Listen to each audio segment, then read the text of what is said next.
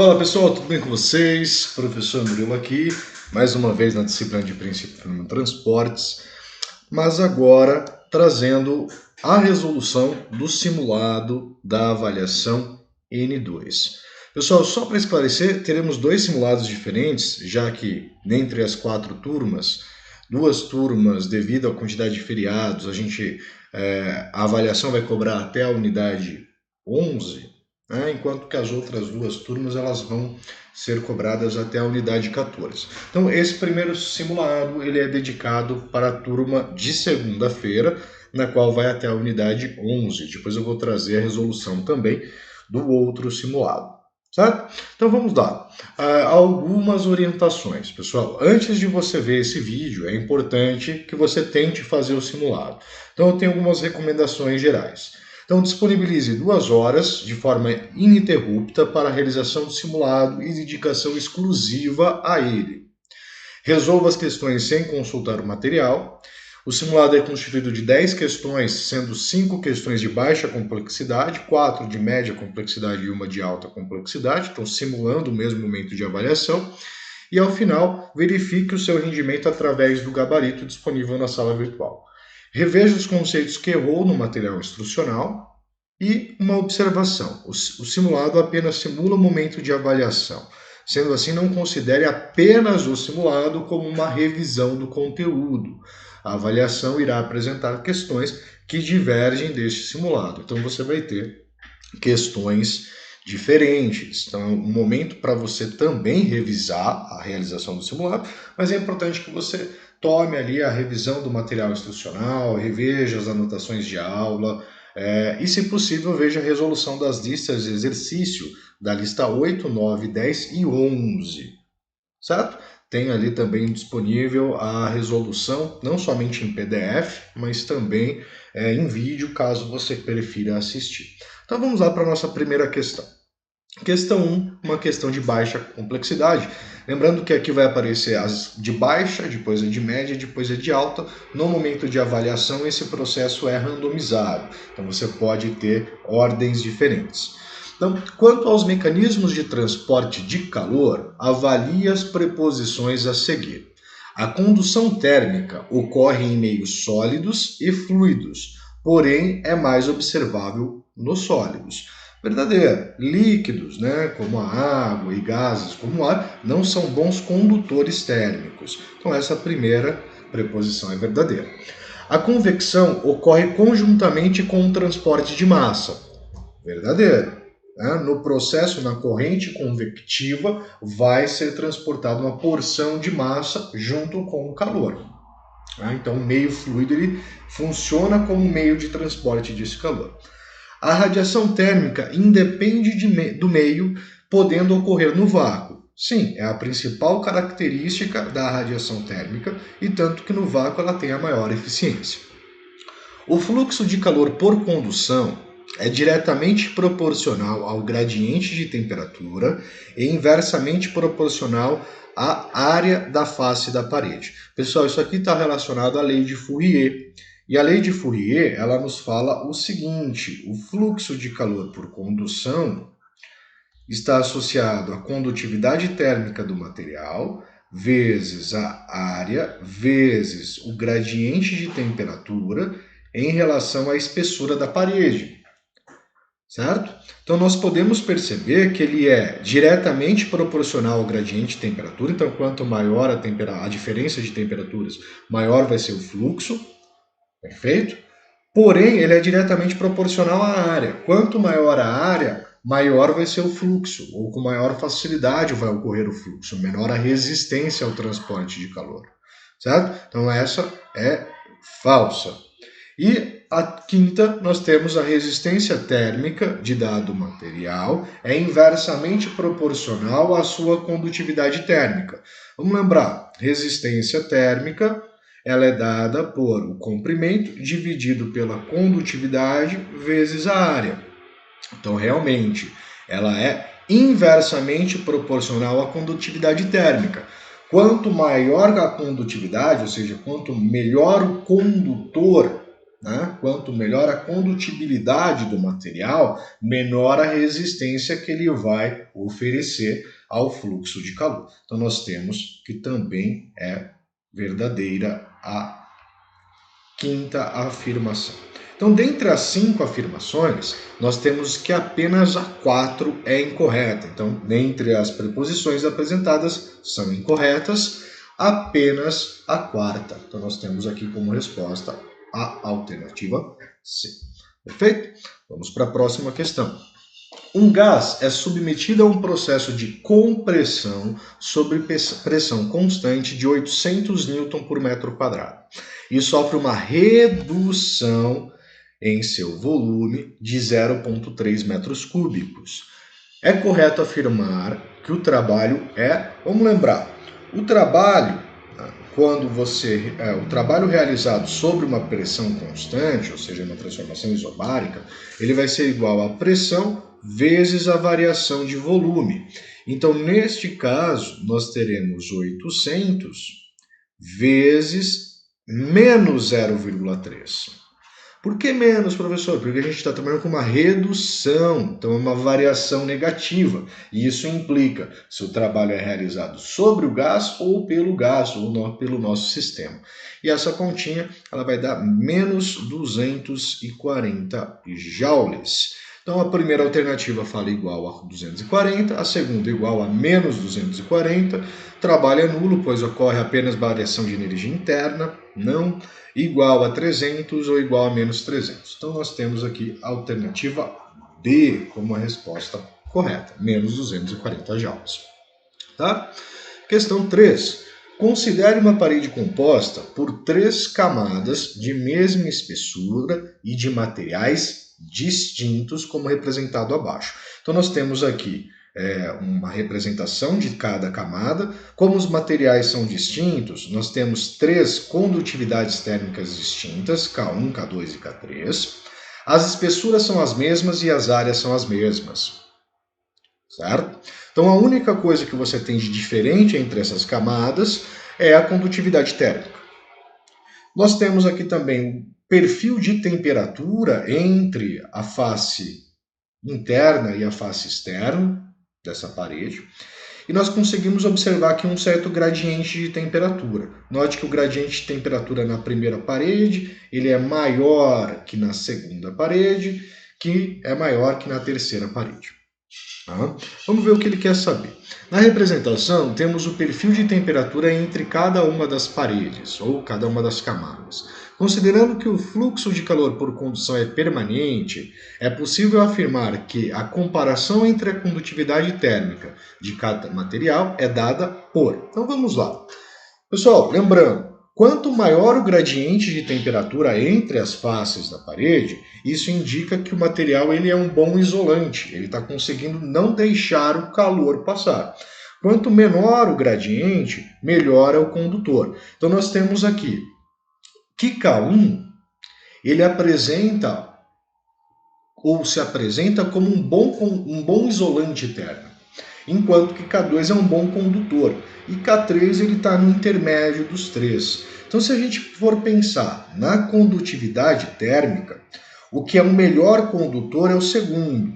Então, ele apresenta a maior condutividade comparado com o terceiro, intermediária, e comparado com o primeiro, que é o isolante, né? Que é o bom isolante. Nós temos essa relação. Então, K2 é maior que K3, que é maior que K1. Ou eu poderia também descrever que K1 é o melhor isolante, então ele tem a menor condutividade térmica. K3 é o intermediário e o K2 é o que tem a maior condutividade térmica. Tá? Então, nós temos essas duas relações possíveis. Vamos ver as alternativas. Então, alternativa A condutividade do primeiro é menor que a condutividade do terceiro, que é menor do que a condutividade do segundo. Realmente, né, o melhor isolante é o K1, que tem a menor condutividade térmica, o que tem a maior condutividade é o K2. Então, nós temos aqui a alternativa A já de cara. Nós temos as outras, a gente pode perceber aqui K2 é menor do que... Deixa eu ver uma coisinha aqui. Isso, né? Temos que K2 é menor que K3, que é menor que K1. Não, a gente viu que o K1 é o que é o menor de todos. K1 é maior que K2, que é maior que K3, também não. K1 é menor que K3. Correto, mas ele fala que o K3 é igual ao K2 e aqui ele fala que as condutividades são iguais. Então vamos para a próxima questão, questão 4. O zero absoluto é denotado como a temperatura limite e considerado um dos estados físicos da matéria, no qual cessa-se o movimento das moléculas e partículas. Essa temperatura é representada na escala Kelvin como 0 Kelvin.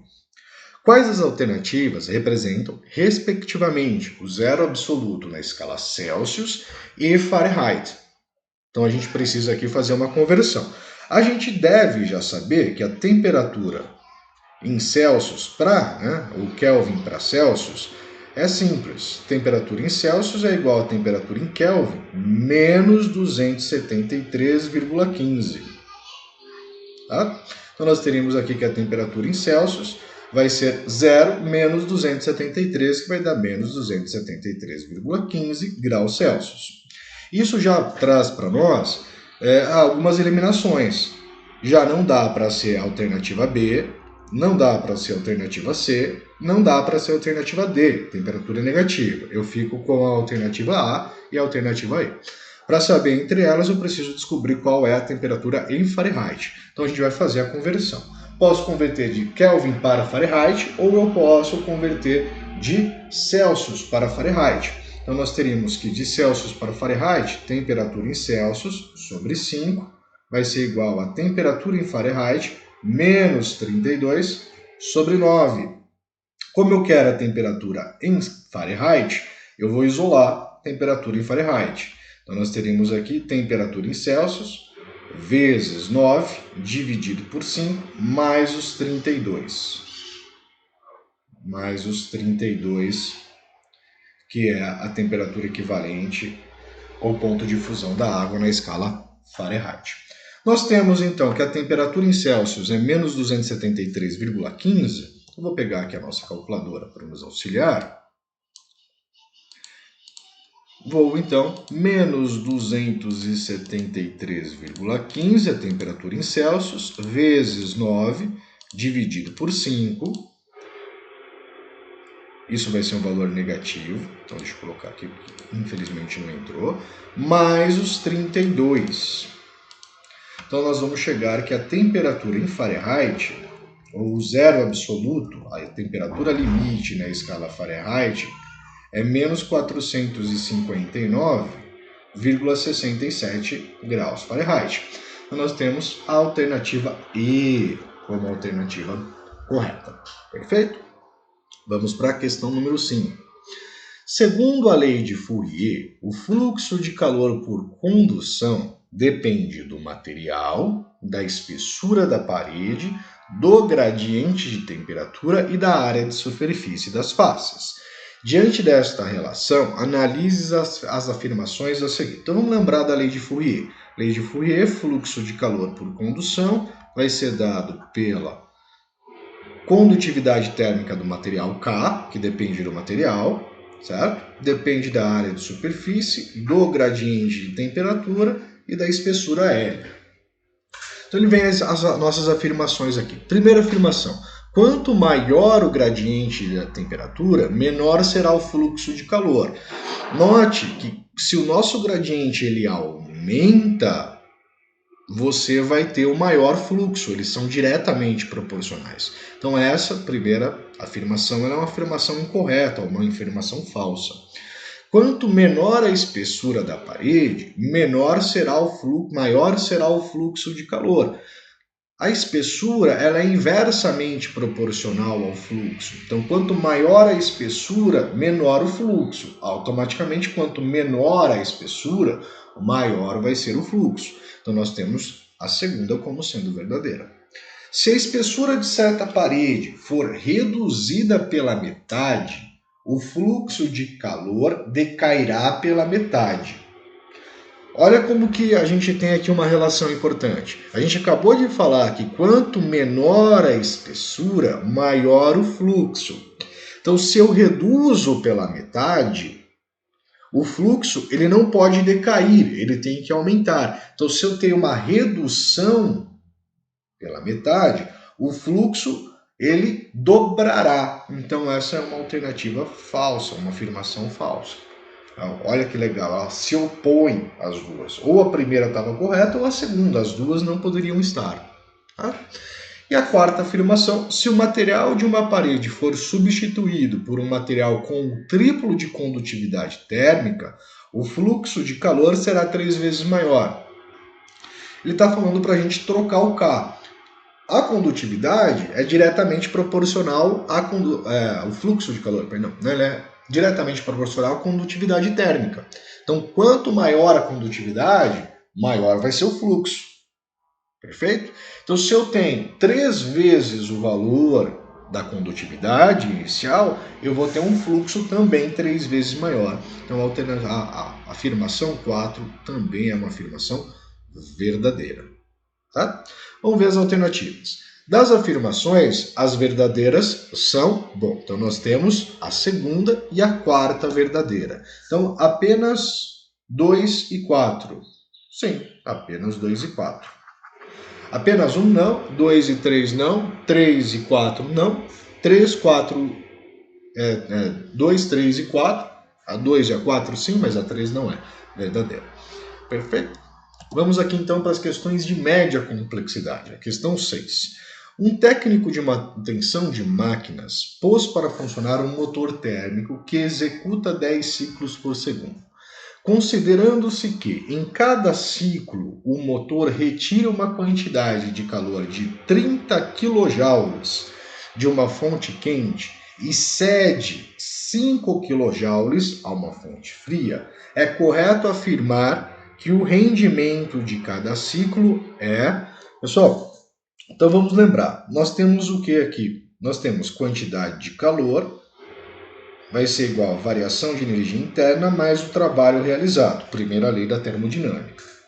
O rendimento de uma máquina é dado pelo trabalho em relação à quantidade de calor. Tá? Vamos pensar aqui comigo. Nós temos uma quantidade de calor de 30 kJ. 5 estão sendo transferidos para a fonte fria, ou seja, gerando variação de energia interna. O nosso trabalho ele tem que ser, então, de 25 kJ. Perfeito? A soma do que foi cedido para a fonte fria mais o trabalho realizado tem que ser 30, que é o quanto que lá recebeu.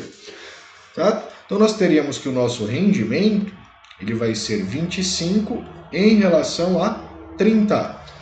Professor, mas não é 25 mil e 30 mil? Sim, mas a gente poderia cortar os zeros, né? Tá na mesma unidade, quilojoule, e o resultado seria o mesmo. Então, nós poderíamos fazer aqui 25 dividido por 30, nós teremos 0,08333 com uma dízima periódica. As alternativas estão em porcentagem, então a gente vai passar isso para porcentagem multiplicando por 100. Então, a gente vai ter aqui aproximadamente 83,33% de rendimento. Então, dentre as alternativas, a alternativa D. Certo? Vamos lá para a questão 7. Uma placa de concreto tem 20 centímetros de espessura e área de 8 metros quadrados. Espirais elétricas de aquecimento são instaladas sob a placa para derreter o gelo na superfície durante os meses de inverno. É correto afirmar que a potência mínima fornecida às espirais para manter uma diferença de temperatura de 30 graus Celsius entre a base da placa e a sua superfície é igual a... Suponha que toda a energia seja transferida através da placa e que a condutividade térmica do concreto é igual a 1,4 watt metro grau Celsius. Tá? Então, um problema de fluxo de calor. Quando ele diz, suponha que toda a energia seja transferida, ou seja, toda a potência vai se transformar fluxo de calor, nós teremos então que a potência vai ser igual ao módulo do fluxo, né, ou fluxo de calor por condução. Nós vimos que o fluxo de calor por condução ele é dado por menos K, condutividade térmica, vezes a área, vezes o gradiente de temperatura, dividido pela espessura L. Então nós teremos que a nossa potência será de menos 1,4, condutividade térmica do concreto, vezes a área, que é de 8 metros quadrados. A diferença de temperatura, ele traz manter uma diferença de temperatura de 30 graus Celsius. Ele não falou quanto que é a parte interna e externa, ele trouxe que é 30 a diferença. Dividido então pela nossa espessura de 20 centímetros. Então 20 centímetros, 0,2. Temos aqui então, sendo que a potência vai ser igual ao fluxo, já que vai ser totalmente... toda a energia é transferida, tá? Então a gente vai ter aqui que o nosso fluxo vai ser de menos 1,4 vezes 8 vezes 30, poderia simplificar, dividido por 0,2. Nós teremos menos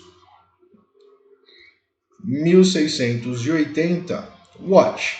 Lembrando que esse negativo indica o sentido do fluxo, ou seja, da parte quente para a parte fria, né? Da fonte quente para a fonte fria, neste caso. Ok? Como a gente está pensando na potência e no valor, a gente vai ter então que o fluxo ele é de 1.680 watts ou joules por segundo. Então, dentre as alternativas, temos a alternativa D como alternativa correta. Beleza? Questão 8. Uma porção de gás perfeito, ou ideal, está confinada por um êmbolo móvel no interior de um cilindro. Ao receber 50 quilocalorias, note que não está em joule. Professor, e agora? Precisa converter? Não, as alternativas também estão em calorias, então não temos problema, tá? De calor do meio externo.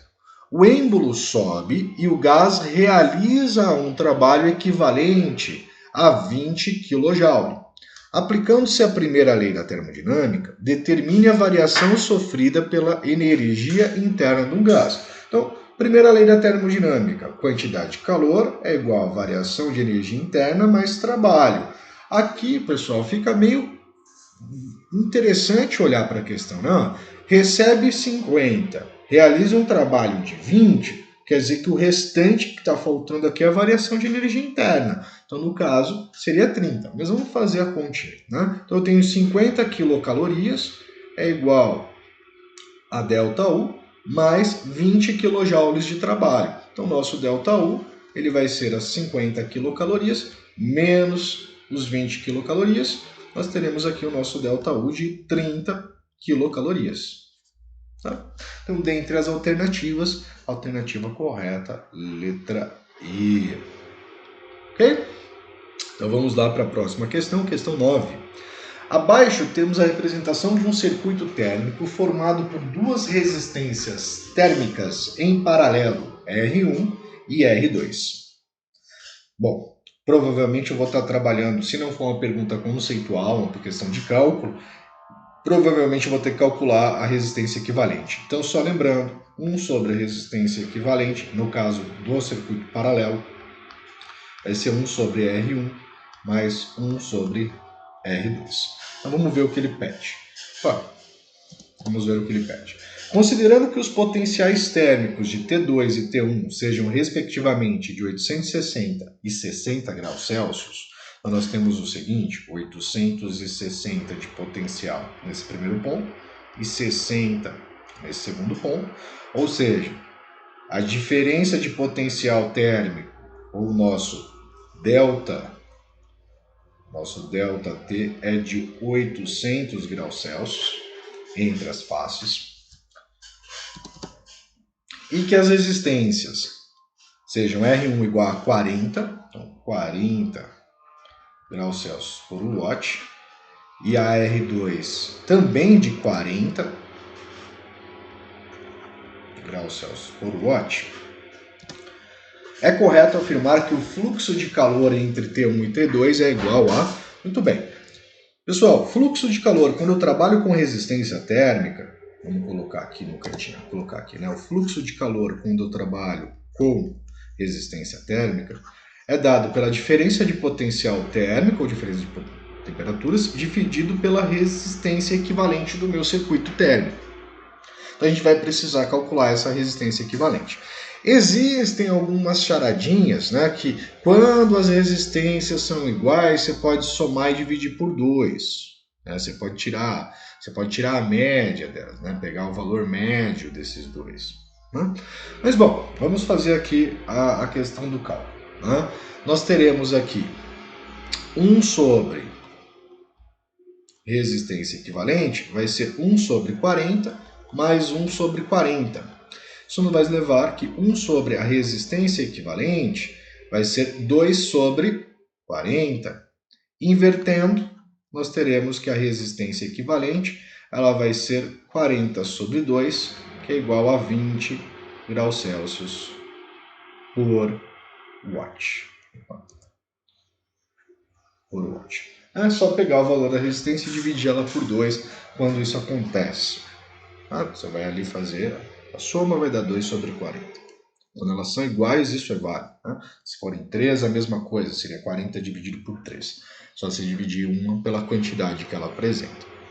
Okay?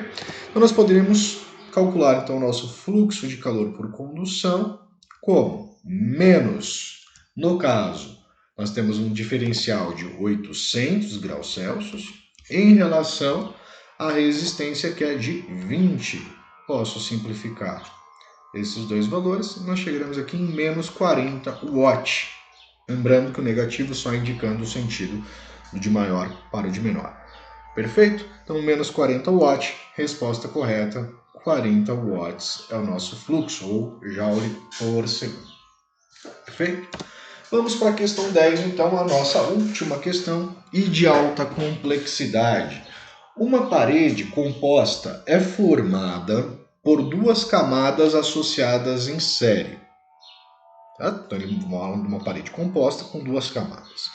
Tal que a primeira camada apresenta condutividade térmica K1 de 250 Wm/grau-Celsius. Então, ele trouxe a condutividade do primeiro material. E a espessura é de meio metro. Enquanto que a segunda camada apresenta condutividade térmica de 80 Wm/grau-Celsius. Então, condutividade da segunda, e a espessura é de 8 centímetros.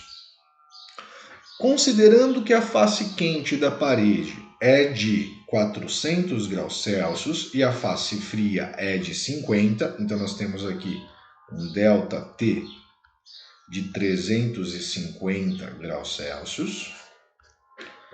A área é de 2 metros quadrados. É correto afirmar que o fluxo de calor por condução entre as faces da parede é aproximadamente igual a... Bom, pessoal, o que nós vamos ter que fazer aqui? Teremos que calcular as resistências. Então, como que eu calculo a resistência térmica? Resistência térmica é espessura dividido pela condutividade vezes a área. Então, nós teremos resistência da primeira camada. Nós temos meio metro de espessura, condutividade de 250 e a área é de 2 metros quadrados. Nós temos isso aqui. Nós temos então 0,5 dividido por 500. Vai dar um valor bem pequeno, uma resistência bem pequena, o material é um bom condutor, 250, tá? Então é um bom condutor térmico. Então dividido aqui por 500. Nós teremos 0,001 graus Celsius por watt de resistência da primeira camada. A segunda camada, ela apresenta espessura de 8 centímetros, então 0,08, dividido pela sua condutividade, que é de 80, vezes a área, que é 2. Então nós teremos 0,08 dividido por 160. Então, nós teremos a resistência da segunda camada, ou resistência oferecida pela segunda camada, vai ser de 0,0005 graus Celsius por watt.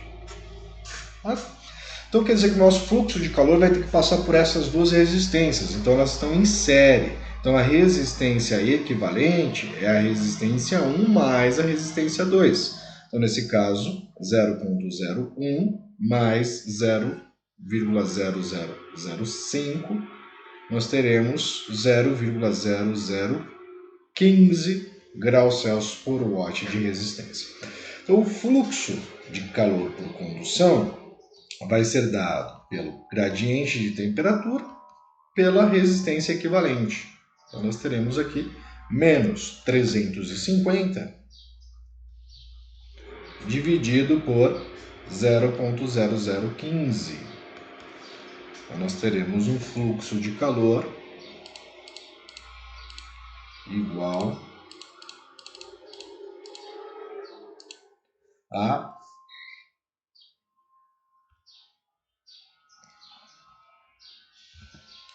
verificar se eu fiz tudo correto, 350 dividido por 0,00. Deixa eu ver se não tem mais um zero. É isso mesmo. Temos um problema nas alternativas desta questão. Deixa eu dar uma olhadinha se eu não errei em nada. 0,5 metros, 2 metros.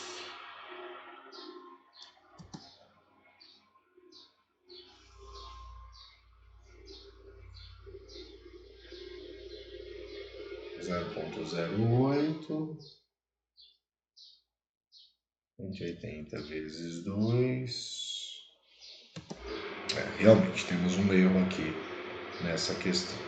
Vai dar 233.333,33 aproximadamente um watt. Isso seria muito próximo de menos 233,33 kW. 233 kW. Temos um probleminha nessa questão aqui. Então, não há alternativa.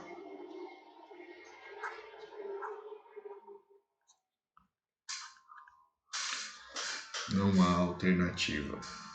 Não tem nem alternativa próxima a ela. 450, duas camadas, é isso mesmo.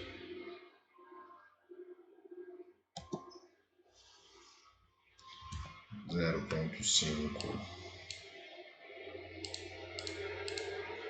dividido por 500 é 1,001. Não temos nem dúvida disso. 0,08 dividido por 160, 5 vezes 10 a menos 4. É isso mesmo. Perfeito, pessoal. Então a última questão é de alta complexidade. Não temos alternativa. Certo? Fico devendo essa última, mas tem aqui a resolução correta dela. Então vou fazer aqui uma ressalva. Grande abraço, bons estudos, fui!